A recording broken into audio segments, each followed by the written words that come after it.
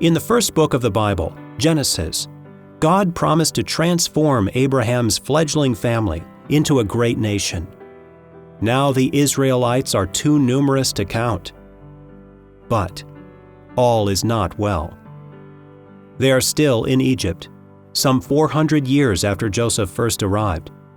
The country's hospitality has run cold, and the people are enslaved. No freedom, no home to call their own. What kind of nation, what kind of future is that?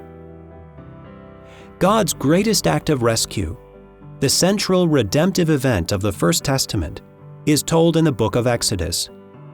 This story sets the pattern for all future acts of rescue, including the coming of Jesus several centuries later. And it reveals how God still intends to dwell with His people. The great rescue is set in motion when God sees the suffering of His people and comes down to save them. Unlike other gods of the ancient world, the God of the Israelites is not distant or remote. He draws near, He fights for His people, and He leads them out of Egypt Himself. But Pharaoh, the king of Egypt, does not take lightly the loss of his slave workforce. Exodus recounts a dramatic series of confrontations between Pharaoh and Moses, who is chosen by God to help him lead the Israelites out of slavery and into their new home. Behind the scenes, an even bigger drama is playing out. This is more than just a confrontation between two powerful men. It is a contest between the God of the Israelites and the gods of Egypt.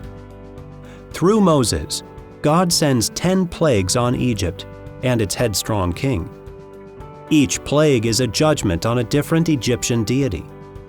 God asserts His power over every element of creation: water, the animals, the earth, light and dark, even life itself.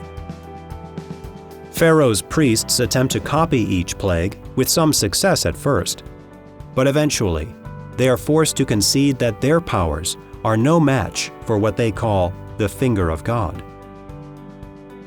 It's a powerful lesson, meant not just for Pharaoh, but for God's own people. As they make their way out of Egypt, God parts the waters of the sea so they can escape Pharaoh's army. And then, just as importantly, God closes the waters behind them. There is no going back to Egypt now, or to its gods. The only way is forward, into the unknown. God is revealing His name, Yahweh, to the nations.